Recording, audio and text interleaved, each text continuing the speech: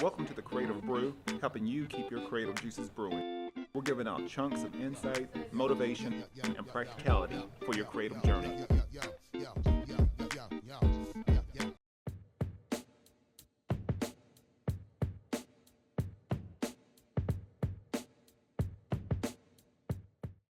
My next partner is Elevate Coffee Trading, and if you appreciate specialty coffee, enjoy outdoor adventure, and love helping elevate the lives of children around the world, then you're going to love Elevate Coffee Trading.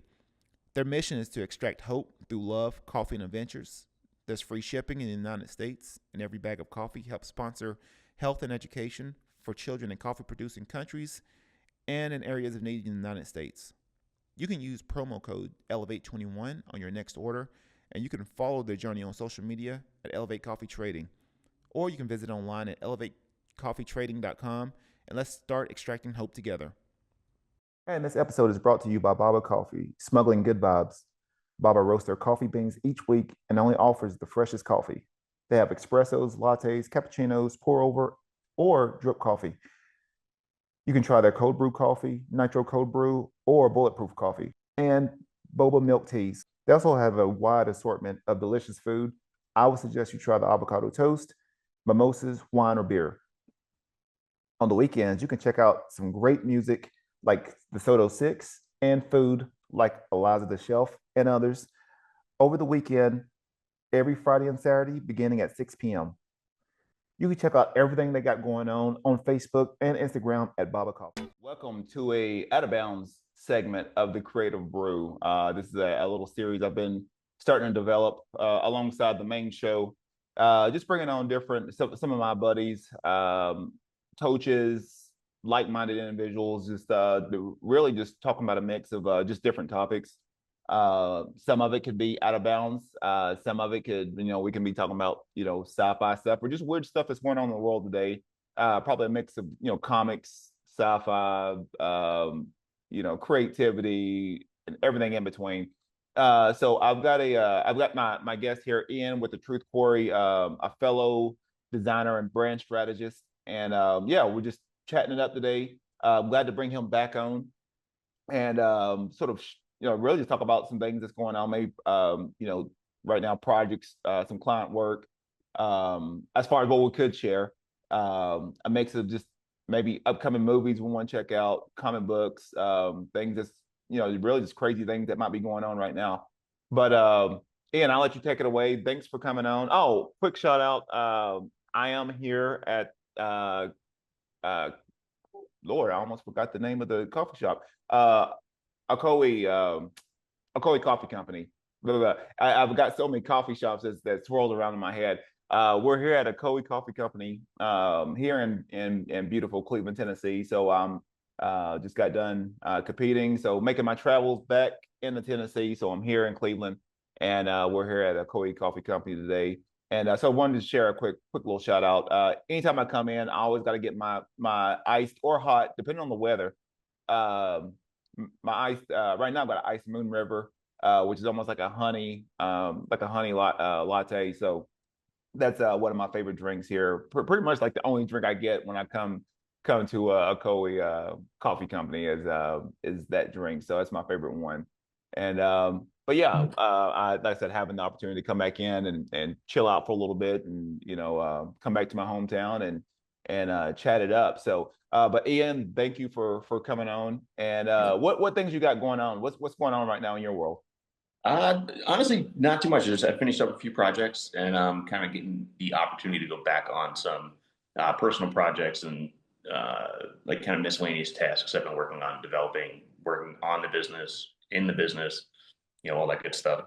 But I got to ask, how did competition go? It went.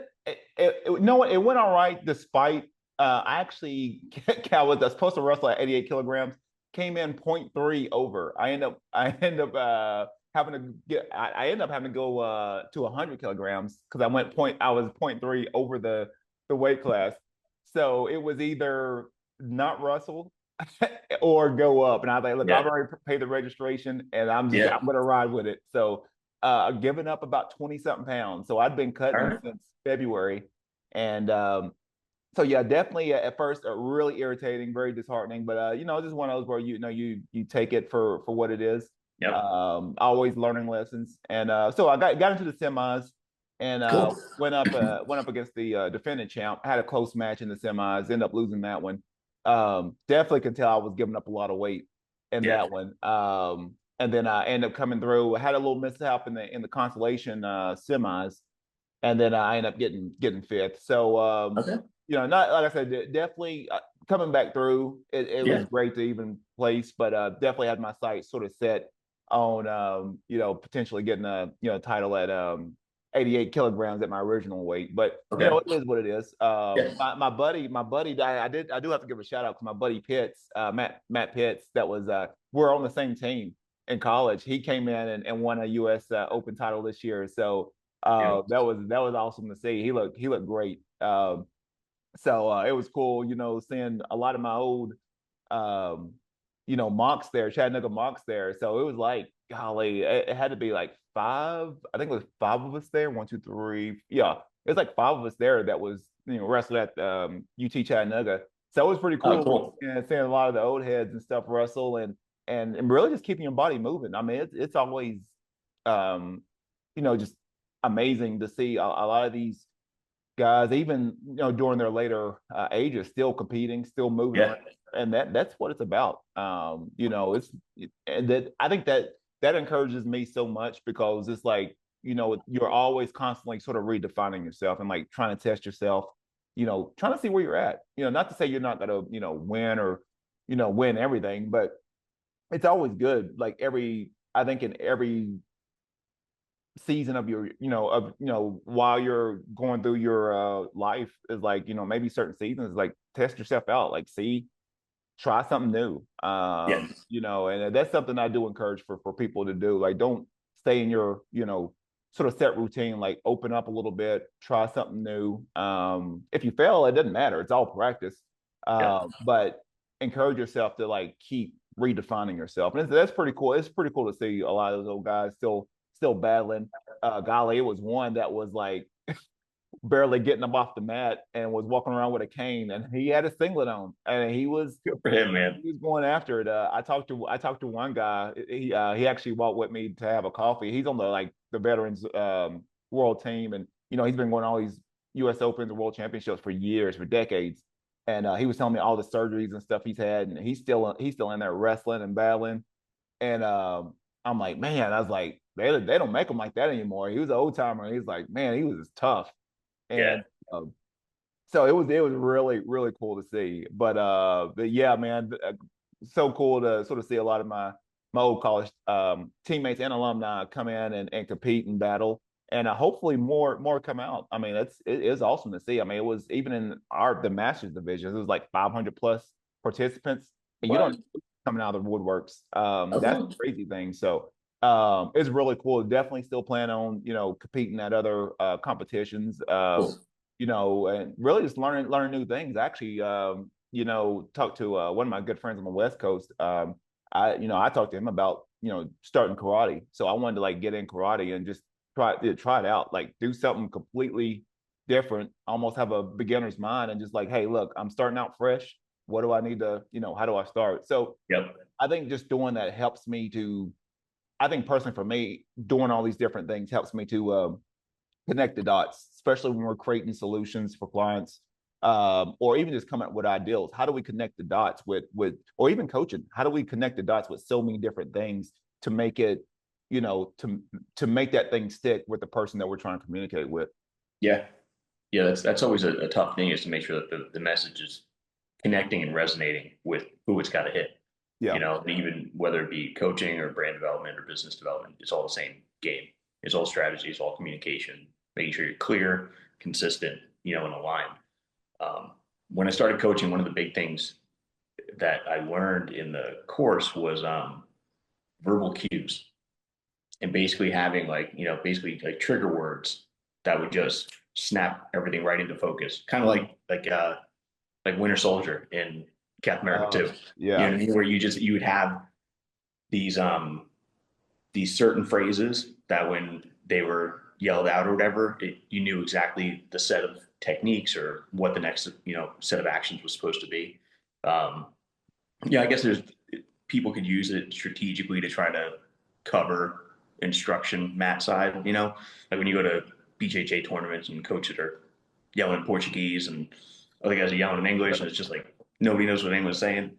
But having those couple things where it's just like you cut all the fluff out and you know what you got to focus on, what you got to do. The guy I coached with was really good at reframing how things were phrased and just making it relatable, making it funny, and making it memorable. So it's like even now you still crack jokes about it, but that joke's going to bring you right back to what the next sequence of moves is going to be. But when you're at these tournaments, you said there's a lot of people coming out of the woodwork. Was it a lot of people just still running off of wrestling momentum from years past, or do you see maybe people who didn't necessarily wrestle specifically, but maybe coming at it from late beginners of Brazilian Jiu-Jitsu and getting into wrestling that way, where they're kind of coming in later and wanting to test the waters in a specific form of competition? Oh yeah, great question. No, there was everybody pretty much had wrestling Yeah, experience. yeah, Yeah, even in the match, like you come in with no experience, you're gonna it's gonna be tough. yeah, Yeah, so yeah, definitely from what I've seen, there was no one with you know jiu-jitsu. Now there was one. Now I'll I'll copy after that. There was one of the guys that was from our college. He had wrestled in this tournament this year. Now he is a jiu-jitsu practitioner. I think he might be a black belt. Now he's coming in with jiu-jitsu experience, but he had wrestled in college too. yeah, yeah, But there was no one like just straight up, hey, I'm going to try something new. Yeah, especially it's so weird because like if you had a jiu-jitsu guy come into a wrestling tournament like that, like it wouldn't even be like you would probably get annihilated. yeah, But you could have a wrestler come into a jiu-jitsu tournament and do really well. Not to yeah, say they wouldn't understand certain concepts, but they could go in there and like at least win one match yeah. easy. Yeah. So a long So time years ago, like yeah, even UFC in what 2000, really most of the early times, but especially like '06 to 2010, where wrestling just had this momentum built up from, just like eons of practice and tutelage and just handing down lessons. But it was Helen Maroulis, I think she's a blue belt, purple belt, but she went in and just started, dominating in her tournaments. But you got a world class wrestler who's, Olympic medalist. Like yeah. there's the undercurrents of just like bodily control that permeate both sports. Where if you can master that, you can just apply it to whatever you want. Oh yeah. But Yeah. that's I think that's the big thing. I probably been working with a lot with my adult students because they've been the hardest. I feel like it's easier to if you can get the young kids and even the high school kids, if you can get them at a young age and develop all this technique and concepts and get them to sort of buy in and understand it, it's easier. With the adults, we've got I'll coach adults that like have no just yeah, starting out from scratch, yep, or they've been in a situation, maybe they wrestled 1 year of high school and then they're yeah, coming back into it. Um, it's been really hard sort of breaking that resistance to even when you talk about body awareness, it's almost easy, even as simple as like body awareness, like understanding like because a lot of these kids, a lot of these guys, like they want to learn like all these moves. And I yep, was like, well, we can even like stay in position more than if we can't stay in position, then like none of this stuff matters. yeah, So like if you go against someone that's like a world class wrestler and they go into a jiu-jitsu tournament, like odds are, unless you're a brilliant submission artist, it's gonna be hard to deal with someone like that unless you have a real keen focus in body awareness, understanding positioning. yep, So yeah, that I think that's been the big thing. Wouldn't say a struggle, but it's it's it's just getting through the resistance and all yeah, those years of resistance to where like, okay, are you willing to start over from scratch and say, okay, this is what we need to learn? and be willing to like be patient with yourself. A lot of these, I had one person come in and like they were trying to master something like within 1 hour. I'm like I still train. I've been training all my life, and I'm still like learning Yeah. these concepts. There is no way you're gonna learn this overnight. Like you got to Well, be you're, patient with yourself. you're going against, you're changing a lifetime's worth of gears Yeah, where you got to just totally reprogram certain aspects of just your, like you said, your physical awareness. Um, let's not lie. Like I know as I'm getting older, um, things don't work as well as they used to. You can't like take the battle that you used to or without feeling the repercussions. But like I saw something, maybe it was today or yesterday, about one of the big challenges with grappling is people don't develop their stand-up game. And granted, I have a wrestling bias, and I was like, I never understood how if that dimension is going to be part of what you're participating in, why you wouldn't want to sharpen that skill set. yeah, Whether it's going to be your dominant skill set's a different story, but I mean, you got to be able to hold your own and develop it to where it's self-sufficient because you're going to need to use it. Maybe one day your weak point, would be a strength to somebody else. yeah, You can capitalize on that. But at the same point, like man, hitting the floor from standing up when you're 20 compared to when you're 40 or 50 or 60, there's different feelings there. yeah, So I could even see another type of resistance where people are like, man, do I really got to take this fall right now? But it's just nature of the game. yeah, yeah. Yeah, it's wild. It's man, even going back, and seeing a lot of those old timers at the Masters tournament, it's one of those where like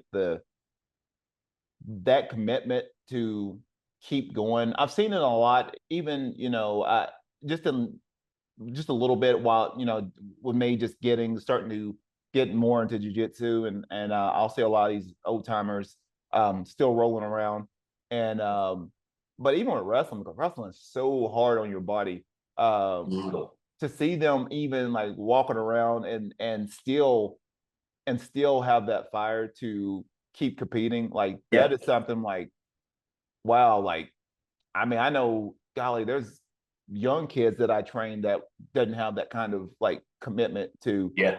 like say like I mean and I don't know, maybe it's I don't know, maybe it's social media, I don't know, but it's just a lot of these people tend to they're fascinated by a lot of the highlights, and they're like, man, I want that. Like they'll Yeah. see something on UFC, I want that right now, Yeah. or I want this right now. I'm like, well, you gotta come in here and just be consistent to train first. Let's just Yeah. work on that. Figure out like what your why is. Like, why are you doing this? Yeah. I had to talk to a fighter. I had to talk to a fighter maybe about a month ago, and he was saying like the fire wasn't there anymore. Like he was fighting, but he was like, well, now I'm in a situation to where, I'm not living out of my car. I'm not, I've got a job. I'm stable now. I don't have that fire anymore to like go after it because I'm like living in my car. Yeah. So now I was like, you're gonna have to, sort of reframe what you talked about, reframe like what your purpose is, like reframe like, okay, why are you actually doing this? What's the real reason? And use that. And sometimes people have to reframe it, and sometimes it can be scary because like you can be in a great situation, and you used all that anger and everything to sort of fuel what you were trying to do, and now you don't have that anymore. You're in a great environment. Now, what is your purpose now? Yep.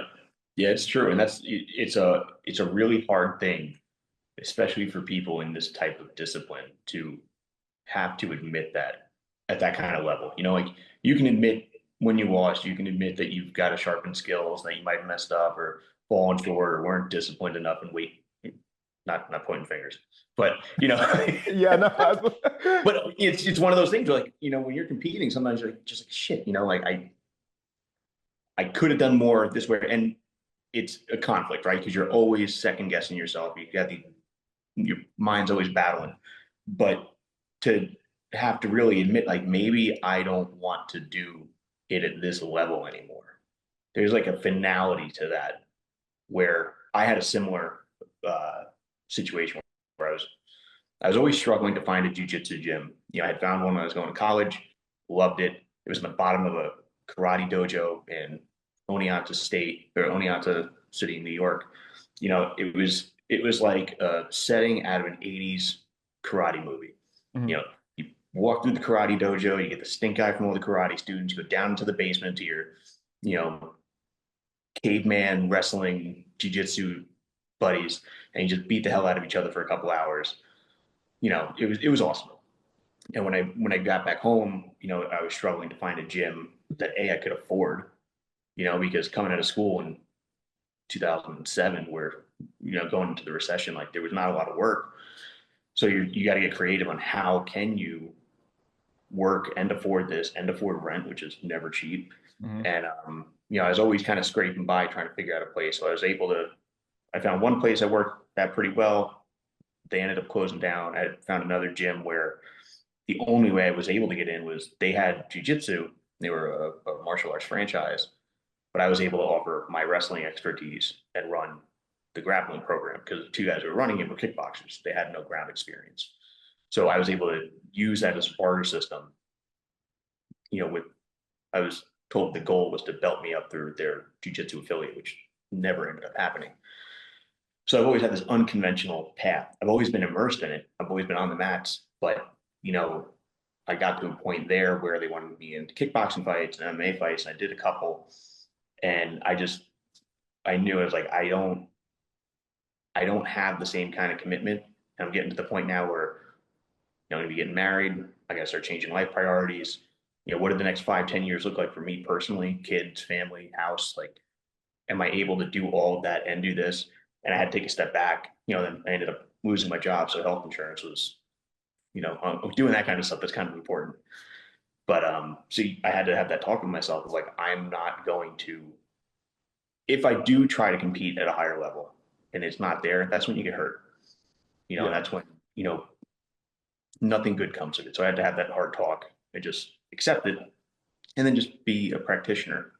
You know, with grappling competitions instead. But that it's a hard pill to swallow, man. Where you got to just like maybe what I thought I wanted to do for a long time isn't really going to pan out. And Yeah. you know what's the long game look like? But you brought up an interesting point about the whys and the highlight reels and stuff like that. And it's like, well, why do you? What about the highlight reel stuff is entertaining? Are you gonna be able to do that in front of anybody who's gonna actually care? You know, like it's about the moment. You know, at least this is what I think. You know, it's about that highlight reel moment where it's this culmination of stress and tension development, and then that highlight reel move hits, and it means something. But if you're just hitting it in practice, yeah, that's great for you. You can, you know, brag to your buddies and rub it in their face a little bit, but there's nothing to it. Like in the end, same thing with business. Like it has a job to do. It needs to be effective.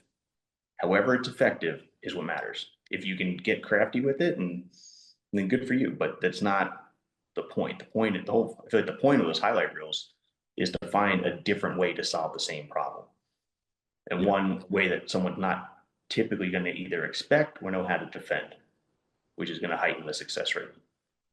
I like that. I like that. But yeah, it's like, can you just stay in your wrestling stance for 5 minutes? Let's start there because that's tough in of itself. Yeah. Yeah, that's the biggest thing. I actually had a one fighter. He was like, "Hey, can you show me?" Because sometimes every once in a while I'll show some, some slick little moves, or they'll want me to show them something, yeah, I sort of go back to like, well, I can't show this if you're not gonna be in position to it Yeah. doesn't matter. And I mean, it'll be something like they seen from like YouTube, and look, I was like, you need to understand the person that's showing this, and then would you be able to hit this on a high level, like Yeah. wrestler grappler? And this does this even fit to your style? Like, do you even need this right now? Yep. Um, it's one of those where definitely it's so weird because even with sports, fighting, grappling, it's almost like a mix of technique and at the same time wanting to create a marketable product or brand for yourself. So it's like you want something that's going to say, "Hey, look, this is me," This is my Yeah. style. Is this marketable for your promotion? Yep. And at the same time, knowing that you have the technical prowess to Yeah. actually, do what you need to do to get wins. Yep. Um, it's always that weird balance, and I think a lot of those fighters tend to, they're trying to figure things out. I'm Uh, always conflicted on that, yeah, because there's a few dimensions to it, right? Like professional athletes or high level athletes indirectly have a person. This is my personal take. I feel like they indirectly have a responsibility when you get to a certain level that now you're, whether you want to or not, you're a sense of role model in some capacity. And that those actions that you have, they have ramifications whether you're there to experience them or not. And sometimes where stuff is pushed to sell, and you see it even now in the brand space where people try to create distinction and differentiation in their positioning just by being contrarian or always having a counterpoint or something like that, where it's like we're using foul language, like somehow is going to showcase a benefit to being different or stronger or able to hold your own in a isolated area. mhm. But I'm always conflicted, like how much of it is embellished, how much of it is actually genuine. And if it is, and there are those few gems where that's the type of person they are, and more power to them, that's what they're going to do. But if you're starting to, you see people like trying to mimic McGregor, the stance, the attitude, the rashness, it's like just do your thing. But it's in that capacity with the reputation that people get. It was actually one of the ways I look back now and understanding, really what a brand is. It's like I can't tell you how many times I'd be coaching kids, or even when I was competing, that you would hear somebody's name, and with it comes this whole history of competitive success and accolades and this, and you're like you're done before you even start. Yeah, And that meaning that gets attached to that person just on their name. That's basically what a brand is. yeah, But it's crazy how powerful that can be before you can step on the mat, and how trying to build that, whether through authentic efforts or just trying to craft it, out of something that you think there's an opportunity in, is interesting. yeah. Uh, but yeah, I have a question I wanted to run past you. So I don't know about back where you're from, but with me, it was always a struggle in our small school district to build a wrestling program. And we did over a lot of time and effort. But one of the things that we always were challenged with was postseason work, post competition season, where you're still having open mats and that kind of thing, where kids would get more mat time at private places of practice, which is great. More mat time, all the better. But there was a clear, I want to say misalignment, but like a conflict of authority, I guess I could say, between the high school program and the I'll say professional or personal program. And I'm at this crux because it's great to see the sport grow, and that's what you Yeah. want. You see with jiu-jitsu gyms now, wrestling is really getting its due, with some gyms just being grappling gyms where they have their 50-50. And I love seeing that. But then it's like, well, what's the cost to the school program? Yeah, you can get better on the mat, spend more time on the mat, probably have different types of quality or caliber levels of teaching that you can access to. Um, but yeah, it's this weird position where I'm like, well, it's great for the sport, but it's also not necessarily. It's great for the district in a degree, but it's also a takeaway because now it's like that effort or energy is put elsewhere too. What have you seen a lot of grappling gyms starting to leverage more wrestling in their product service or offering? And then how do you see that contrast between private business of developing a craft and what typically would be developed in a public school setting? Yeah. Those are some great questions. I think for something like that, definitely with the grappling gyms, I've sort of noticed wrestling is starting to pop up more, and it really depends. Sometimes it really depends on the area of the country and the Yeah. demographic. I've noticed even like on the West Coast as opposed to Midwest and East Coast, they really don't offer wrestling as much in grappling gyms than Yeah. they would on the Midwest and East Coast. Yeah. It's starting to pop up more now, but it's really heavy jujitsu. Yep. Even there's probably more Muay Thai and boxing than there is Really? wrestling. But it's just like the demographic, Yeah. that you're in, the culture. Um, but I've noticed there's been more wrestling starting to pop up now. Cool. I think, and I think even for me, I'm not one of those to where like, wrestling's the best or whatever. I'm more of, okay, how can I coach wrestling in a way, because obviously you're not going to, if I was training for a fight and I went against, one of our MMA fighters, probably 9 times out of 10 I would annihilate all of them. What I'm trying to do with them is like, okay, how do we fit wrestling into Yep.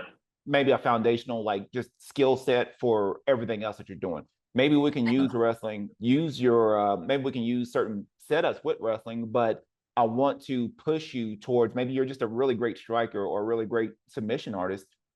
I just want wrestling to be used as a foundation for you to lean into your strength. Yeah. And not feel like, man, I'm going against a wrestler. He's gonna hold me down. I don't know what to do. It's like you've been doing jujitsu for years. It's like Yep. all we have to do is figure out little things, foundational things, concept Yep. wise. You're not going to learn everything. You're going to get 20 plus years. When you talked about having a name and having, like, you're dealing with years upon years of experience and Yep. competition that you're not going to be able to beat. We have to figure out ways of putting that person in a situation that makes them uncomfortable. So Yeah. maybe it could be like, hey, how do we get that person, standing up and striking, or how do we get them into a submission game? Um, that's really the game that I think fighters would have to, or coaches would have need to start focusing on, Yeah. and not feeling like, well, I'm the boxing coach. This is the end all be all. We'll put wrestling and jiu-jitsu to the side. Boxing is what you need to do. No, like even in my class, I merge like every concept in. So I'll set it up with, okay, our foundational wrestling, but I'll say, okay, look, this is what you need to do if you want to submit this person. Let's consider this. Or let's use our footwork with our setups, with our boxing, and then transition to a takedown. Yeah. So figuring out ways of merging all the different concepts in and understanding what those concepts are, and then applying it to whichever, because everyone's got different body types and skill sets, and really trying to pertain that, trying to lean into the strengths of that fighter. Yep. Used to, I would be like, especially starting out coaching, you want to have, hey, this is how I want to run things, this is how I want to do it. Yeah. And the more I coach a vast array of people between the junior college and fighters, the more I see now, like, look, all I'm trying to do is lean into your strengths. We'll Yeah. work on concepts and technique, but let's lean into what makes you you, Yep. and let's just do more of that. That's Let's that's So that's what I've been focused on, and to more where like, hey, let's make people have to, you know, maybe fight you maybe in something that's more preferable to your strengths, yeah. instead of us like, hey, we got to learn all this, all this. No, let's make people have to lean into what makes you you, what makes you the Yeah. best version of you, and make people have to fight that. Yeah. Try to Uh, balance. It's always balanced. yeah, Like no matter what it is, it always comes back to a balance. yeah, Like it can't be absolutes or polar. It's got to be somewhere in the middle. So whether you're taking away their strengths or you're playing towards yours, or you're trying to just knock them down a few pegs so that you're a little more even. But that's something I've always liked about the mixed martial art aspect was you have all, especially years ago when it really took off, you have all of these siloed specialties, right, between striking, jujitsu, wrestling, and whatnot. But it's the liminal spaces in between those arcs and the transition points from a takedown to a submission. And not really that, that's more second nature, but like from a strike to a takedown, hmm or using a strike to set up a takedown. And those gray areas in between that, like, on a professional level never really got explored in that capacity, where it's that fine tuned, where you're just looking through the minutia of like the whole purpose of like that optimizing that in between. It's Yeah. not one or the other, but it's that whole flow, and that's got to be seamless. Like that's always been a really interesting part of strategizing for that sport. Yeah. And I think that's been probably one of the biggest things that I've tried to focus on with, even with the, again, with the fighters, is understanding like, hey, if you go against like a high level fighter or grappler, generally what I'm looking for is breaks in your pattern. So if Yep. I feel like you're throwing these shots and I feel you start to shift over to try to take that shot, like generally on a lot of high level, like they see that coming, especially if you don't disguise it in a way that like I can't see it. If you throw that shot and then, or maybe throw some strikes and maybe you back up and then try to Yeah. go for the takedown. Like that's the break in the flow. Like that's where I'm gonna attack you at, or That's at one least of my defend the favorite shot. parts is Um, figuring out those tells. yeah, It's like those little things that just those habits that are so second nature, you don't even yeah, notice you're doing them. yep, Yes, that's fun. I love that part of the game. yeah. But even to go back to your second question, with the private and public training, I sort of piggyback even with a lot of the a lot of schools now with their club teams and public teams and like trying to figure out, okay, how do we guide these wrestlers? Maybe you're in public school and then you go to these club teams and then you're going against it's a whole different authority system, Yeah. different coaches, different philosophies. I've noticed the ones that's done well is where I'll give just a couple examples. Even with Poway out in the West Coast, they've got their training center club team, and then they've got their high school team, Oh, cool. and then even here in Cleveland, where they've got their club team and their high school teams. Both of them are really successful right now, and Great. but I've noticed they all still have that same sort of philosophy, maybe a little different ways of maybe coaching and practices, but the Yeah. core philosophy and the vision sort of stays umbrella over everything. Yeah. And I think doing that, I think gives them maybe the flexibility to say, hey, this is, maybe let's implement some things, but still stay under the whole overall mission and vision of the entire program. Yeah. I think that's been the most successful programs. I sort of noticed, you'll have, hey, you got your high school team, and then they go to their, club team, and it's two different philosophies. So now they're like, okay, by the time they get back in the public school, like, okay, Yeah. why are we doing this? Yeah.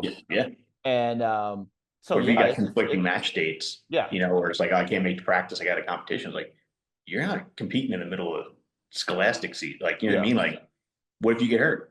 Then the whole, but it's this weird, like, I don't know, it hasn't really been there at this saturation before, but I think it's great also because a lot of those clubs are run by ex wrestlers. So yes, it's this other monetary income where there wasn't a professional pursuit after college, to where you could actually make a living. But if you can build a business running a grappling gym, you know, awesome, more power to you. Like, and that's great because you're spreading the sport. But and then what you said about the similar philosophies is like you're going to see that stuff you carried through school come out in your coaching style and come out, how you integrate that into your business. And then if it can be more of the same or at least align, then that's great because there's that common courtesy and respect between coaches and yeah. I mean, I know even what we're trying to do with Palomar, because we got the girls and the men's team, and both developing really well right now. We've yeah, got our club team too, but there's certain philosophies that even like Coach Fox and a lot of us that we talk about, and we're not really. I mean, even our coaching style, like we're not one of those where we're just own them or we cuss them out. Not to say we're we coach them hard. We want to be tough with them, but at the same time too, we talk about having gratitude, having joy. yeah, We talk to them literally every practice. We talk to them about yeah, not only like wrestling, but things that pertain to life too. And and I think when people, or at least wrestlers, I think when they see that you care about them, like yep, that's when the walls come down, and then that's 100%. where they buy into a program when they see that you care. If they see that, hey, you're just another person, we're looking for, the top of the best of the best, and people fall through the cracks. That's where, people fall out of wrestling. The sport that they love, they just grow sour with it, and don't even want anything to do with the sport. So it's just one of those where we've been really good about just trying to coach them up. We love them to death. Awesome. And that's what we're trying to do with the programs. But yeah, it was always important when I was coaching was, because you're going to have the kids on the team who either are more successful through experience, sometimes just have those freak natural athletes that just can pick stuff up and move things around. But it was always like I was never good when I started for a long time, and it's just like I would always pay attention to kids in the back of the room where they're there every day, they're trying to figure things out, and I jumped a lot in skill level when my primary drilling partner was a kid who had been third in the county the year before. So just that repetition of every day having to work at a different level, so you get in and just as long as you can keep those kids focused and keep everybody driven that they're getting something out of it and there's a success at the end of every day, like that's super critical. Yeah. Yep.